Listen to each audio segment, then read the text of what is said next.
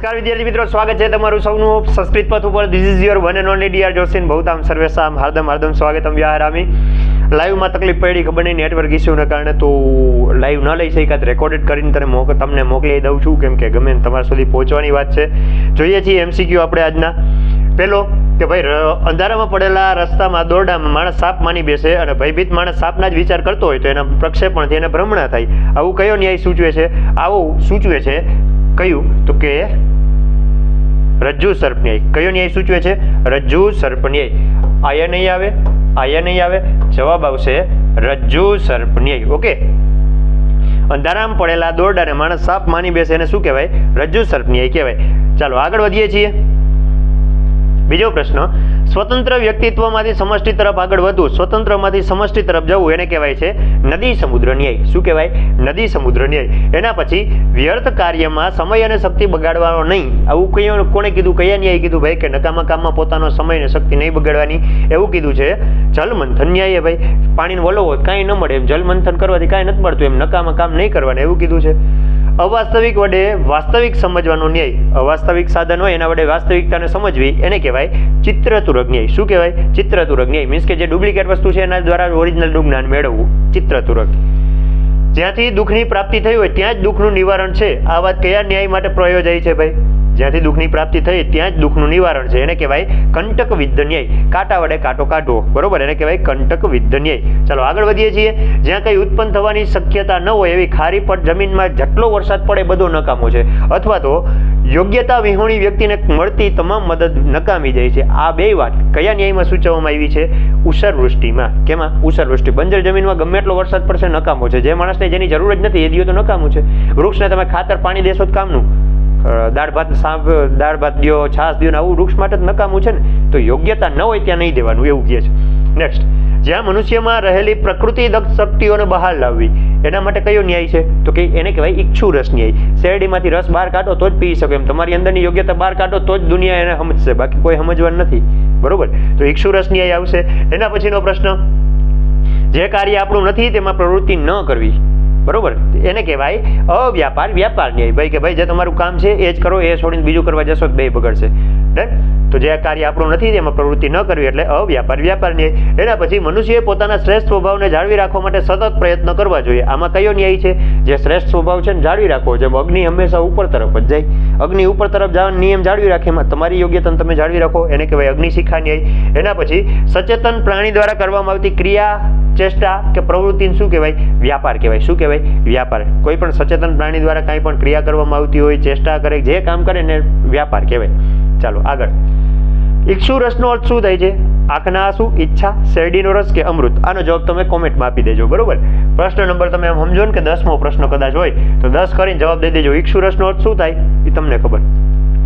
આગળ જવાબ આવી ગયો. લ્યો હવે હું જવાબ દઉં. રખડતો છોકરો જ્યારે શાળામાં શિક્ષક સાથે જોડાય ત્યારે એના જીવનનો અર્થ બદલાઈ જાય છે. આ ન્યાય કયું દર્શાવે છે? અવ્યાપાર વ્યાપાર, ઈચ્છુ, અગ્નિ, ઉપસર્ગ. શું દર્શાવે? ઉપસર્ગ. કેમ કે એક શબ્દની આગળ કોઈ બીજો શબ્દ જોડાઈ જાય તો એનો આખો અર્થ બદલી જાય. એવી જ રીતે જે છોકરો છે એને કોઈ યોગ્ય માર્ગદર્શક મળી જાય તો એનું જીવન બદલાઈ જાય છે. નેક્સ્ટ આગળ વધીએ. જે ભૂમિમાં કશું ઉગતું નથી તેવી ભૂમિને શું કહેવાય? એવી ભૂમિને કહેવાય ઉષર, એટલે કે બંજર જમીન. ડન.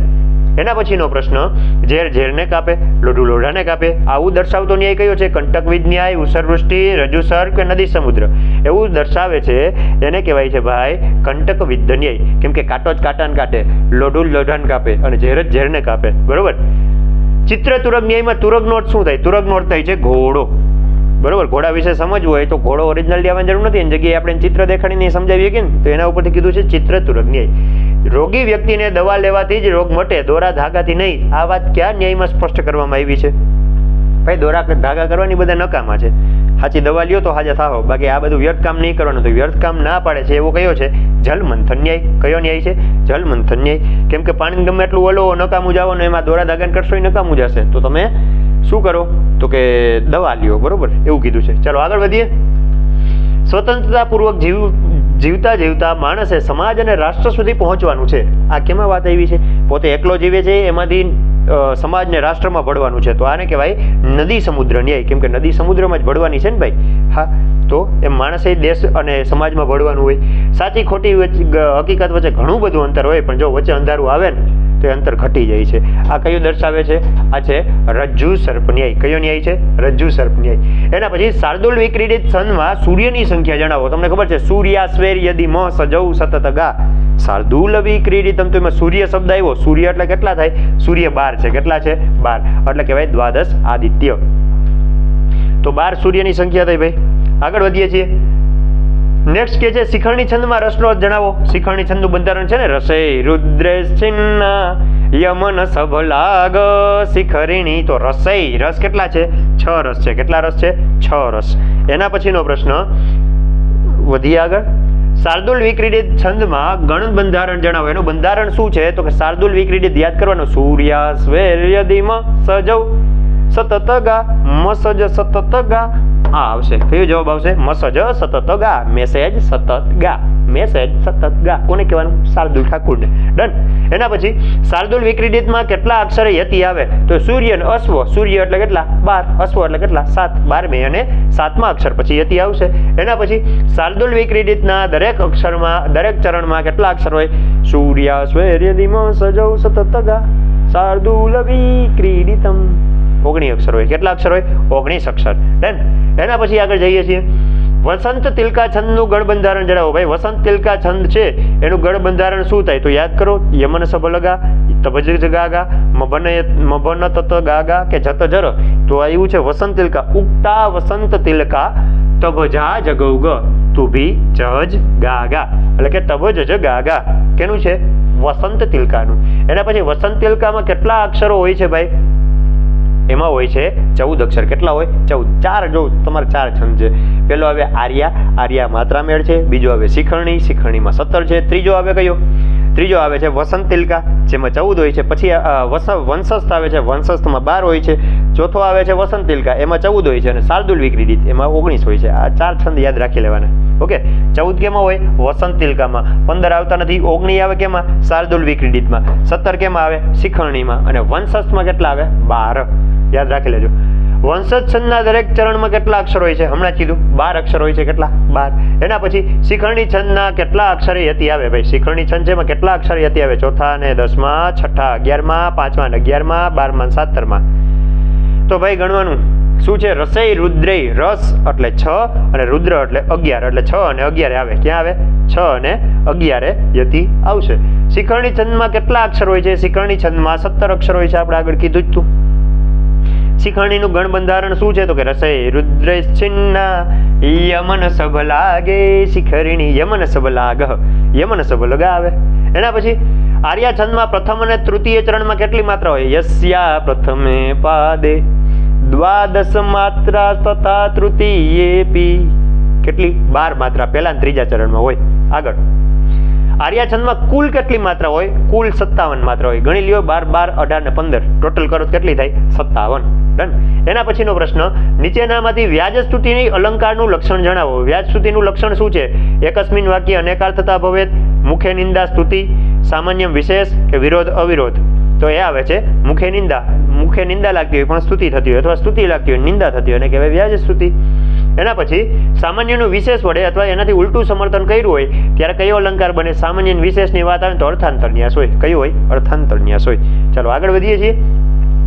ઈ યત યત વગેરે પદો કેનો સંકેત આપે છે? ભાઈ આવું એક તમારે આવે છે કેમાં? અર્થાંતરન્યાસમાં આવે છે. એ આપે છે સમર્થનનું. કેનું આપે છે? સમર્થન. ભાઈ ઈ યત યત છે ને એ સમર્થન આપે. કોઈ એક વાત કીધી હોય ને એને બીજી વાત સમર્થન આપતી હોય. જેમ કે જે સ્વભાવ છે એ રહેવાનો જ છે.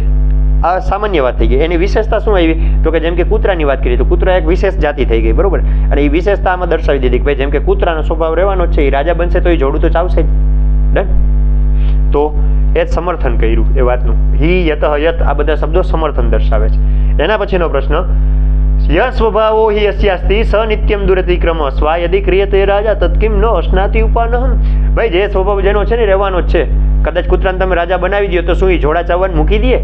તો આ વાત થઈ છે કેમાં? અતિશયોક્તિમાં, રૂપકમાં, શ્લેષમાં, શ્લેષ કે અર્થાંતર. આ વાત આવી છે અર્થાંતર ન્યાસમાં. છેલ્લો ન્યાય. એના પછી એક શબ્દના 2 થી વધુ અર્થ થઈ અને ચમત્કૃતિ સર્જે ત્યારે કયો અલંકાર બને ભાઈ? વિરોધ, અર્થાંતર ન્યાસ, શ્લેષ કે વ્યાજ સ્તુતિ? અર્થાંતર. અર્થાંતર ન્યાસ. ઓકે. તો 1 થી વધુ અર્થ થતો એને શ્લેષ કહેવાય કે નહીં ભાઈ? તમને ખબર છે કેશવમ પતિતમ દૃષ્ટવા એના પછી કયા અલંકારમાં દ્વિઅર્થી શબ્દનો પ્રયોગ કરવામાં આવે? એ જ થયો શ્લેષ અલંકાર, ડબલ મિનિંગ. એના પછીનો જે યા નિશા સર્વભૂતાનામ તસ્યામ જાગૃતિ સંયમી યસ્યામ જાગૃતિ ભૂતાની સા નિશા પશ્યતો મુને. આ શ્લોક છે એ ભાઈ કયા અલંકારમાં આવે? વિરોધમાં, દ્રષ્ટાંતમાં, શ્લેષમાં, ક્રિયાસ્તુતિમાં. એ આવે છે વિરોધમાં. તમને બધાને ઉદાહરણ ખબર છે કે ભાઈ જે રાત્રે બધા જાગતા હોય ત્યાં ઋષિમુનિઓ સૂતા હોય છે, જ્યાં ઋષિમુનિઓ જાગતા હોય ત્યારે ઓલા બધા સૂતા હોય. એવો વિરોધ દર્શાવે છે, તો વિરોધ અલંકાર છે. એના પછી જ્યાં વિરોધ ન હોય છતાંય વિરોધ દર્શાવ્યો એને કયો કહેવાય? એને વિરોધ અલંકાર કહેવાય. વિરોધ ન હોય છતાંય વિરોધ દર્શાવ્યો એને વિરોધ અલંકાર કહેવાય. એના પછી નીચેનામાંથી વ્યાજસ્તુતિ અલંકારનું ઉદાહરણ શોધો. કહ સ્વર ધુનિ વિવેકસ્તે પાપીનો નિયસે દિવમ આસાનામ મનુષ્યાણામ કાચિદ આશ્ચર્ય શૃંખલા અતરત હનુમાન અબ્ધિમ દુષ્કરમ કિમ મહાત્મનામ દમયંત્યા વદનમ ચંદ્રમ મન્યે. તો આમાંથી તમારો જવાબ શું આવે છે? વ્યાજસ્તુતિનું ઉદાહરણ છે કહ સ્વર ધુનિ વિવેકસ્તે. સ્વર ધુનિ ઉપર રેપ આવશે, બરોબર. ચાલો આગળ વધીએ છીએ. જ્યાં દેખીતી રીતે નિંદા કે પ્રશંસા કરવામાં આવી હોય પણ પરિણામ જુદા જ પ્રકારનું હોય, ત્યાં કયો અલંકાર થાય? વ્યાજસ્તુતિ થાય. ઓકે, આગળ વધીએ છીએ. કેશવમ પતિતમ દૃષ્ટવા પાંડવા હર્ષમાગતા રુદંતી કૌરવા સર્વે. હા હા, કેશવ કેશવ. આમાં કયો અલંકાર છે ભાઈ? શ્લેષ અલંકાર છે. કદાચ એવું પૂછાઈ જાય કે ભાઈ કેશવના કેટલા અર્થ થાય? કેશવના બે અર્થ થાય. એક તો કૃષ્ણ અને બીજો અર્થ શું થાય આમાં? કેશવનો બીજો અર્થ થાય છે પાણીમાં મૃત શરીર. કે એટલે પાણી, કે એટલે પાણીમાં અને સવ એટલે મૃત શરીર. ઓકે, એવી જ રીતે પાંડવના કેટલા અર્થ થાય? પાંડવના બે અર્થ થાય. એક તો પાંડુના દીકરા પાંડવો અને બીજો અર્થ થાય છે માછલાઓ. કૌરવના કેટલા અર્થ થાય છે? કૌરવો અને કૌ કૌ કરવાવાળા કાગડાઓ. બધાના બે અર્થ નીકળ્યા, એટલે આ શ્લેષ અલંકાર થયો. ચાલો આગળ વધીએ. સુશ્રુત સંહિતા કેટલા વિભાગમાં વિભાજિત છે અને તેમાં કુલ કેટલા અધ્યાય છે? 4 110, 5 119, 5 120, 3 110, 120. જવાબ આવે છે 5 120. બરોબર, 5 સ્થાન આવેલા છે અને 120 અધ્યાય આવેલા છે. આગળ વધીએ. ગુજરાતની આયુર્વેદ પરંપરામાં કયા વિદ્વાનનું નામ સુપ્રસિદ્ધ છે? આચાર્ય વાઘભટ્ટ, જાદવજી ત્રિકમજી, માધવ પ્રકાશ કે માધવ? જવાબ આવે છે બી, આચાર્ય જાદવજી ત્રિકમજી. પોરબંદરમાં હતા, મુંબઈમાં જઈને એમણે વ્યવસાય ચાલુ કર્યો અને આયુર્વેદ ઉપર ઘણું બધું કામ કર્યું છે. હવે આચાર્ય જાદવજીએ માધવ નિદાન નામનો એક ગ્રંથ છે, એના ઉપર એક વ્યાખ્યા ગ્રંથ લખ્યો હતો. એ ગ્રંથનું નામ શું છે? મધુકોશ, મધુરકોશ, માધવ સંહિતા, શારીર સ્થાન. જવાબ આવશે મધુકોશ. પેલું મધુકોશ લખ્યો હતો. ઓકે, એના પછીનો પ્રશ્ન, આચાર્ય જાદવજી ત્રિકમજીનો જન્મ ક્યાં થયો હતો? હમણાં જ કહી દીધું, પોરબંદરમાં થયો હતો. ક્યાં થયો હતો? પોરબંદરમાં. આચાર્ય ભાવપ્રકાશના ગ્રંથનું નામ જણાવો. ભાવપ્રકાશના ગ્રંથનું નામ શું હતું? ભાવપ્રકાશ નિઘંટુ. ડન. ભાવપ્રકાશનો ગ્રંથ છે આયુર્વેદ ઉપર. એના પછી અષ્ટાંગ હૃદયના રચયિતા કોણ છે? અષ્ટાંગ હૃદયના રચયિતા છે વાઘભટ્ટ. ગળદો આવે વાઘભટ્ટ. એના પછીનો પ્રશ્ન, મહર્ષિ ચરક કયા રાજાના રાજવૈદ્ય હતા? ચરક છે વિજયવર્મના, કનિષ્કના, અશોકના, રાજરાજેશ્વરમાં. જવાબ આવે છે કનિષ્ક. ચાલો આગળ વધીએ છીએ. બાલ ચિકિત્સાના પ્રવર્તક આચાર્ય કોણ છે? બાલ ચિકિત્સા કશ્યપ, ભારદ્વાજ, ચરક કે ધન્વંતરી? ભાઈ બાલ ચિકિત્સાનો સૌથી સારો ગ્રંથ છે કાશ્યપ સંહિતા, એટલે બાલ ચિકિત્સામાં કોણ આવશે? કશ્યપ. ડન. એના પછી કાય ચિકિત્સાના પ્રવર્તક કોણ છે? કાય ચિકિત્સાનો સૌથી શ્રેષ્ઠ ગ્રંથ છે ચરક સંહિતા. કોણ છે? ચરક સંહિતા, કાય ચિકિત્સાનો ગ્રંથ. તો ચરક સંહિતા છે એના આચાર્ય કોણ છે ભાઈ? એના આચાર્ય છે ભારદ્વાજ. ચરક સંહિતા લખવાવાળા ચરક છે. ચરક સંહિતા જે ગ્રંથ છે ને એ ચરકે લખ્યો છે, પણ એ આખી એક પરંપરા છે કાય ચિકિત્સાની. બરોબર, એમાં એના પ્રવર્તક કોણ થઈ ગયા? પ્રવર્તક થયા ભારદ્વાજ. હવે ભારદ્વાજ કાય ચિકિત્સા ઉપર કામ કર્યું અને એ કાય ચિકિત્સાનો જે આખી પરંપરા છે એમાં સૌથી બેસ્ટ ગ્રંથ કયો છે? ચરક સંહિતા, જે ચરકે લખ્યો. પણ આપણે પૂછાણા છે પ્રવર્તક, એટલે ભારદ્વાજ આવશે. ડન. તમને એમ પૂછાય ચરક સંહિતા કોણે લખી? તો આચાર્ય ચરકે. પણ એમ પૂછાય કે ભાઈ કાય ચિકિત્સાના પ્રવર્તક કોણ છે? તો ભારદ્વાજ. એના પછી ચરક કઈ શતાબ્દીમાં થઈ ગયા? ઈસવીસનની બીજી શતાબ્દી પહેલા. બીજી પહેલા યાદ રાખવાનું. શું યાદ રાખવાનું? બીજી પહેલા યાદ રહી જાય. આગળ વધીએ. ભારતીય પરંપરા અનુસાર આયુર્વેદના કેટલા અંગ છે? ભાઈ ભારતીય આયુર્વેદની પરંપરા મુજબ આયુર્વેદના 8 અંગ છે. કેટલા અંગ છે? 8. શલ્ય, શાલક્ય, કાય, ભૂત, બાલ, વિષ, રસાયણ અને વાજીકરણ. આવા 8 અંગ છે. આગળ વધીએ. આયુર્વેદની 3 શાખાના પ્રવર્તક કોણ છે? 3 શાખા છે, એના પ્રવર્તક કોણ? ચરક, સુશ્રુત, વાઘભટ્ટ, ભારદ્વાજ, ધન્વંતરી, કશ્યપ. 2 અશ્વિની કુમાર ને ચરક, પતંજલિ, ચરક અને સુશ્રુત. તમારો જવાબ આવે છે બી, ભારદ્વાજ, ધન્વંતરી અને કશ્યપ. ડન. ભારદ્વાજ છે એ આવશે કાય ચિકિત્સાના, ધન્વંતરી સુશ્રુત એટલે કે શલ્ય ચિકિત્સાના, અને કાશ્યપ છે એ બાલ ચિકિત્સાના. બાલ, શલ્ય અને કાય 3 ચિકિત્સાઓ આવે. ચાલો આગળ વધીએ છીએ. અશ્વિની કુમારે કયા વૃદ્ધ ઋષિને નવયૌવન પ્રાપ્ત કરાવ્યું હતું? એમણે પ્રાપ્ત કરાવ્યું હતું કોને ખબર? ચ્યવન ઋષિને. ચ્યવન ઋષિ ગઈઢા થઈ ગયા હતા ને પાછા યુવાન કરી દીધા હતા, એટલે જ આપણે ઓલું ખાતો હોય ચ્યવનપ્રાશ, કે આપણે જવાન થાય ચ્યવનપ્રાશ. રાજા ખેલની પત્ની હતા જેમનું નામ હતું વિસ્પલા. શું નામ હતું? વિસ્પલા. આ વિસ્પલા હતા, એ વિસ્પલાનો પગ કપાણો હતો અને એને લોખંડની જંગાથી આર્ટિફિશિયલ પગ લગાડી દેવામાં આવ્યો હતો. એનું વર્ણન કેમાં છે? સામવેદ, અથર્વવેદ, યજુર્વેદ કે ઋગ્વેદ? એનું વર્ણન છે ઋગ્વેદમાં. કેમાં છે? ઋગ્વેદમાં. આગળ વધીએ છીએ. અશ્વિની નવ કોણ હતા ભાઈ? અશ્વિનવ કહીએ ને, અશ્વિનવ ડબલ માત્રા, એ કોણ હતા? અશ્વવિદ્યાના જાણકાર, દેવ વૈદ્ય એટલે કે અશ્વિની કુમારો, શસ્ત્ર ચિકિત્સકો, કુશળ વૈદ્ય. જવાબ આવશે અશ્વિની કુમારો. બરોબર, દેવ વૈદ્યો 2 અશ્વિની કુમારો છે તે. ચાલો આગળ વધીએ. આયુર્વેદને કયા વેદનો ઉપયોગ મનાય છે? આયુર્વેદ આમ તો ઋગ્વેદ મનાય, પણ આપણે બુકમાં આપ્યું છે સુશ્રુત સંહિતા પ્રમાણે અથર્વવેદનો ઉપયોગ ગણાય છે. ઇહ ખલુ આયુર્વેદમ નામ ઉપાંગમ અથર્વવેદસ્ય, એવું લખ્યું છે. આગળ વધીએ છીએ. જ્યોતિષને શાનું અંગ માનવામાં આવે છે? જ્યોતિષને વેદનું અંગ માનવામાં આવે છે. ખાસ ધ્યાન રાખજો, તમને વેદ અને વેદાંગ 2 આપ્યા હોય કે ભાઈ જ્યોતિષ વેદનું અંગ છે કે વેદાંગનું અંગ છે, તો એ વેદનું અંગ છે. બરોબર, વેદાંગ એટલે વેદનું અંગ. હવે વેદના અંગનું અંગ ન હોય, વેદનું અંગ જ હોય, એટલે જ્યોતિષ કેનું અંગ છે? વેદનું અંગ છે, યાદ રાખજો. આગળ વધીએ છીએ. આચાર્ય વરાહમિહિરના પિતાનું નામ શું હતું? દિવોદાસ, આદિત્યદાસ, દેવદાસ કે અમરદાસ? જવાબ આવે છે આદિત્યદાસ. શું જવાબ આવે છે? આદિત્યદાસ. પૃથુ યશસના ગ્રંથનું નામ જણાવો. પૃથુ યશસના ગ્રંથનું નામ શું હતું? ષટપંચાસિકા, પંચસિદ્ધાંતિકા, બૃહદ-જાતકમ કે તૈતરીય સંહિતા? જવાબ આવે છે ષટપંચાસિકા. તમે ભણ્યા છો, જોયું હશે એના પપ્પા પૃથુ યશસના પિતા કોણ? તો કે વરાહમિહિર. વરાહમિહિરના પિતા કોણ? આદિત્યદાસ. તો વરાહમિહિરે પંચસિદ્ધાંતિકા લખ્યો, બૃહદ-જાતક લખ્યો, બૃહદ સંહિતા લખ્યો. હવે 3 ગ્રંથ લખ્યા. આ ભાઈએ બાપાએ પંચ લખ્યો, દીકરાએ ષટ લખ્યો. ઓકે, પૃથુ યશસનો ષટપંચાસિકા છે. વરાહમિહિર કોના ઉપાસક હતા? સૂર્યના. વરાહમિહિર કોના ઉપાસક હતા? સૂર્યના. નેક્સ્ટ વધીએ છીએ આગળ. વરાહમિહિર ક્યાંના નિવાસી હતા?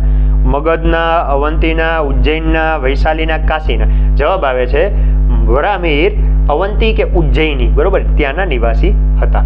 આગળ વધીએ છીએ. પ્રખર જ્યોતિષી અને ખગોળ વિદ્યાના પ્રતિભાવાન આચાર્ય કોણ હતા?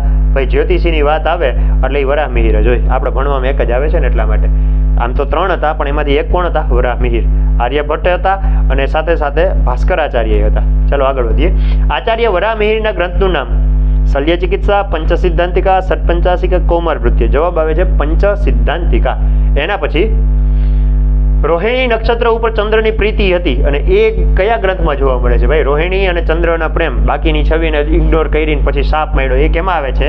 તૈતરીય સંહિતામાં આવે છે. કેમાં આવે છે? તૈતરીય સંહિતામાં. નેક્સ્ટ વધીએ છીએ. ખગોળ વિષયક સિદ્ધાંતની સ્થાપના કરનાર વિદ્વાનો કોણ છે? ભાઈ ખગોળ ઉપર કામ કર્યું એ ચરક સુશ્રુત આયુર્વેદમાં હતા. આર્યભટ્ટ, ભાસ્કરાચાર્ય અને વરાહમિહિર જવાબ આવશે. વાઘભટ્ટ, પતંજલિ ઓલામાં આવી જાય, ભારદ્વાજ, આ બધા આયુર્વેદ વાળા છે. આ 3 છે ને એ જ ખગોળ વાળા છે. ખગોળનો અર્થ ખબર હોય જાય. ખ એટલે આકાશ, આકાશને લગતું વિજ્ઞાન એટલે ખગોળ વિજ્ઞાન. આર્યભટ્ટ, ભાસ્કરાચાર્ય અને વરાહમિહિર. આગળ વધીએ છીએ. યાજ્ઞવલ્ક્ય સ્મૃતિમાં ખાલી જગ્યા આવેલી છે. શું આવેલી છે? નિહારિકા, તારા, ગ્રહ કે નક્ષત્ર વિધિ? આવે છે જવાબ નક્ષત્ર વિધિઓ. નક્ષત્રોની જે ચાલ, એનો જે સમય હોય ને કે ભાઈ આટલા દિવસ સુધી નક્ષત્ર આ જગ્યાએ રહેશે, એના પછી આ નક્ષત્ર આવશે, તો એને નક્ષત્ર વિધિ કહેવાય. જે કેમાં છે? યાજ્ઞવલ્ક્ય સ્મૃતિમાં. ખાલી જગ્યા ધ્રુવ સૂત્રમાં ધ્રુવ અને અરુંધતીનો ઉલ્લેખ છે. ધ્રુવ અને અરુંધતી બંને તારાઓ છે અને બંને તારાઓનો ઉલ્લેખ કેમાં જોવા મળે છે? આશ્વલાયનમાં. આશ્વલાયન નામનું જે ગૃહ્ય સૂત્ર છે ને એમાં જોવા મળે છે. ડન. ઋગ્વેદમાં ઉલ્લેખ પામેલા નક્ષત્રોની સંખ્યા? ભાઈ કેટલા નક્ષત્રોની વાત છે ઋગ્વેદમાં? 27 નક્ષત્રોની વાત છે. ઋગ્વેદમાં 27 નક્ષત્રોની વાત છે. ચાલો, વરાહમિહિર કોણ હતા? શલ્ય ચિકિત્સાના નિષ્ણાત. એના પછી રસાયણ તંત્રના જાણકાર, પ્રખર જ્યોતિષી અને ખગોળ વિદ્યાના જ્ઞાતા, બાલ ચિકિત્સાના જ્ઞાતા. ભાઈ કોણ હતા? વરાહમિહિર. તો કે જ્યોતિષી અને ખગોળ વિદ્યાના જ્ઞાતા હતા. ચાલો આગળ વધીએ. કલ્પસ્થાન કયા ગ્રંથનો ભાગ છે? ભાઈ કલ્પસ્થાન પૂછવામાં આવ્યું. કલ્પસ્થાનના આવા 5 સ્થાન આવે છે. નિદાન સ્થાન, કલ્પસ્થાન, શું કહેવાય, સર્જરી, આવા બધા 5 ભાગ અલગ અલગ આવે, મને ભૂલાઈ ગયા. પણ એ સ્થાનમ વાળું આવે ને એટલે યાદ રાખજો. આપણે સુશ્રુત સંહિતા ભણવામાં આવે છે ને એમાં 5 સ્થાન કીધા છે. કેટલા સ્થાન કીધા છે? 5. એટલે તમારો જવાબ આવે છે સુશ્રુત સંહિતામાં. આ ખોટો ડાગલો હે, આ ડાગલો ખોટો હે. તમારો જવાબ શું આવશે? સુશ્રુત સંહિતા. ઓકે, ચાલ ડાગલા ખોટો પડ્યો તું. તો તમારો રાઈટ આન્સર આ જ છે. ઇઝ ધીસ ખોટો ખોટો ખોટો? સાચો જવાબ છે સુશ્રુત સંહિતા. એમાં આવા 5 અલગ અલગ ભાગ આપેલા છે. ચાલો, તો આઈ થિંક આ તમને સમજાણું હશે. સમજાણું એટલે લાઈક શેર સબસ્ક્રાઈબ તમે ખાસ કરી નાખજો અને મળીએ છીએ પાછા સોલ્યુશનમાં. Thank you. જય હિન્દ, જય ભારત.